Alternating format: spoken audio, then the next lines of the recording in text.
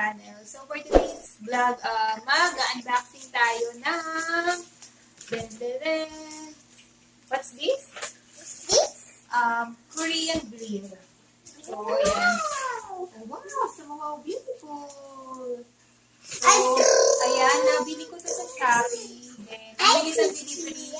Ipa-flash ko na lang sa screen kung saan store ko siya binili. So, i-unbox na natin.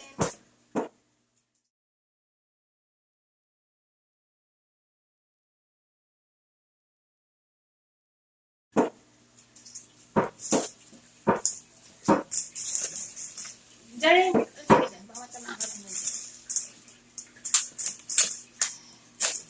So, ayan, para sa mga gustong mag-sangyup sa bahay.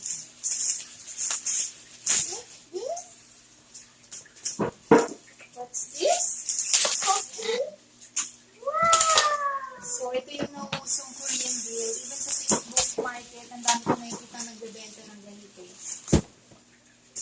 So, ayan. Ito yung tsura niya.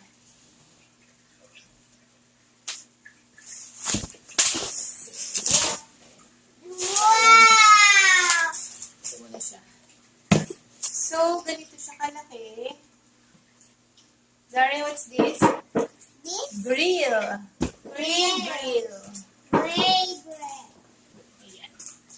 So, buksan na natin. Paano ba ito buksan?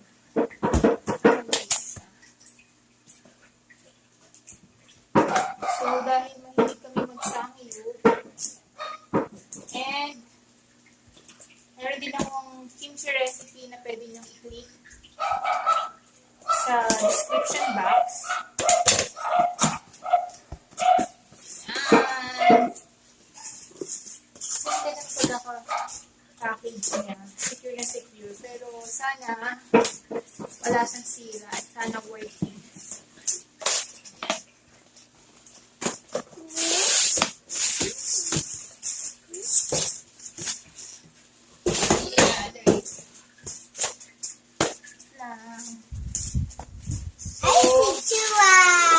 Ice cream. Wow! Wow! Ganda! Oh, ang ganda daw. So, Bamba. dito yung itsura niya. Ang maganda yung.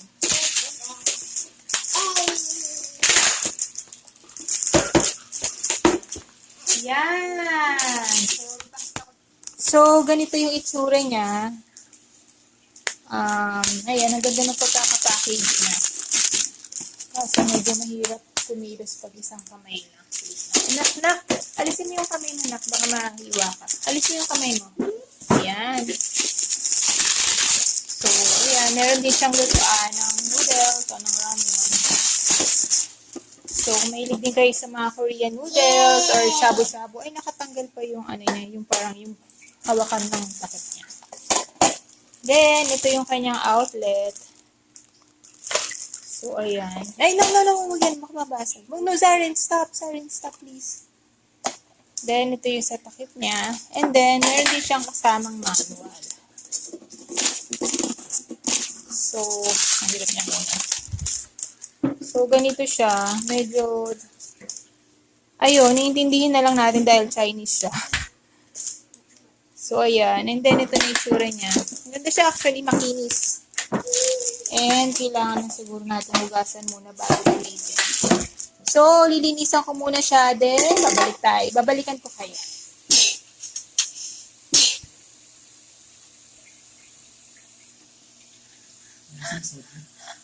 Hi ka muna, Zaren. Hi! Hi! Hi ka dito. Tingin sa camera. Hi! Makain na.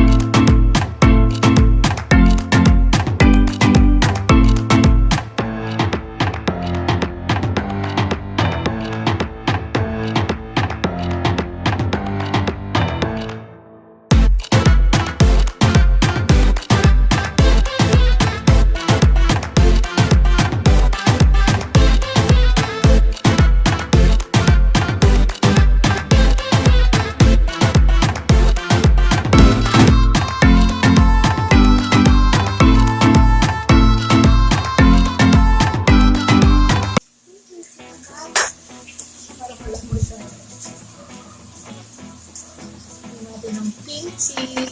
Ang garlic. Ang chili. Then, ng paste. Chips. Abay. I see you. Yes. Mommy. Please. Yes. Right. Baby. Baby. Abay. Wow!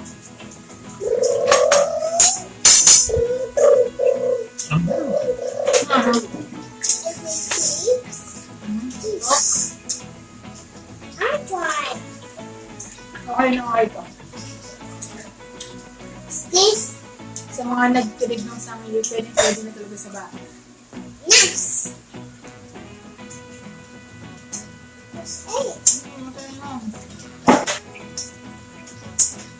Nahirapan lang ako sa adyasa.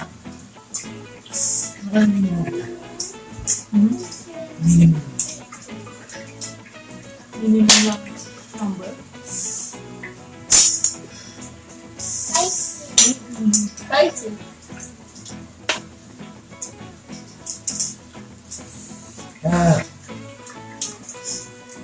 Sarap. Mga nag-ito.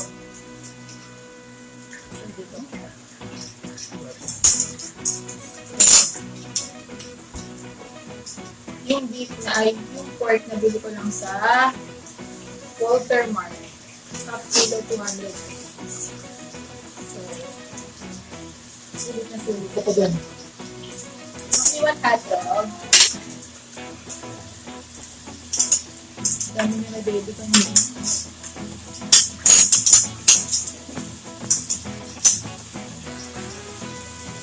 Sarap na may garlic na. Lagyan natin.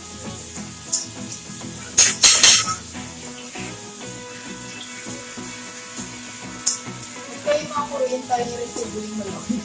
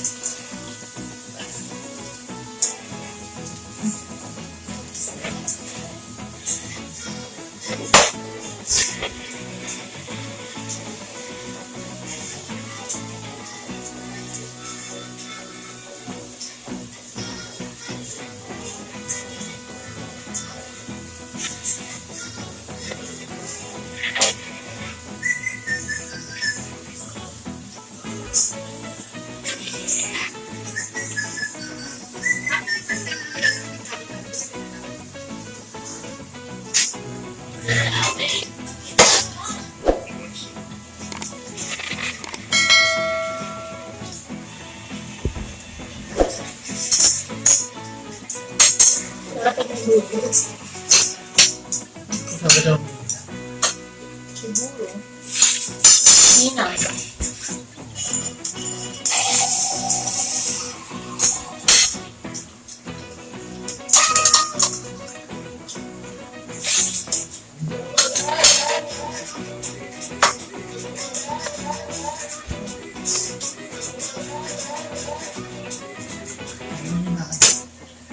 Matay?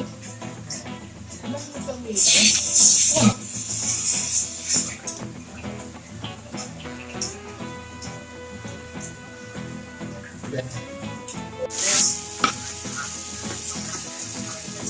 Pagdating naman sa paghuhugas, mukhang madali lang naman sa hugasan. And kailangan mo talaga siyang hugasan ng buo kasi walang natatanggal kahit ano sa kanya. So, sinabi naman yun nung seller na madali lang siyang hugasan.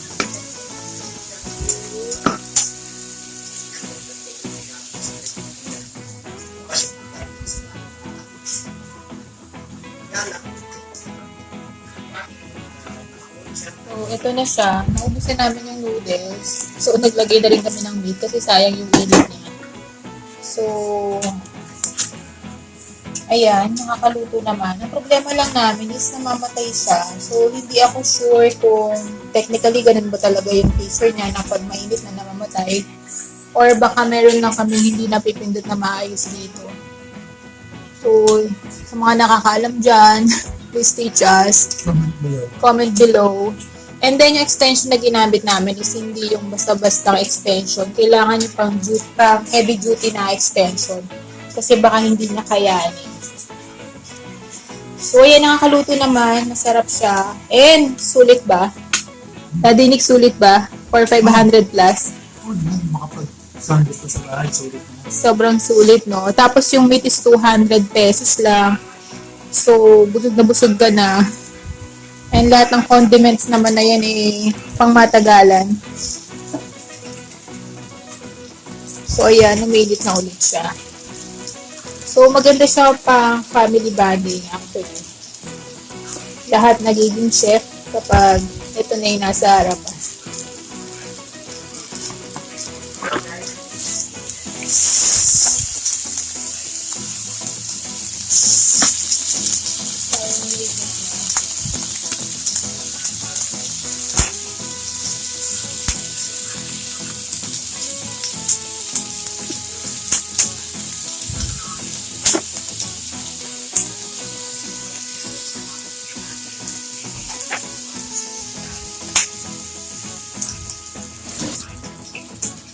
Okay. So, ayan, overall, sulit naman siya for 500 plus with shipping fee. So, kung na-miss nyo na mag-samgyup at bawal lumabas.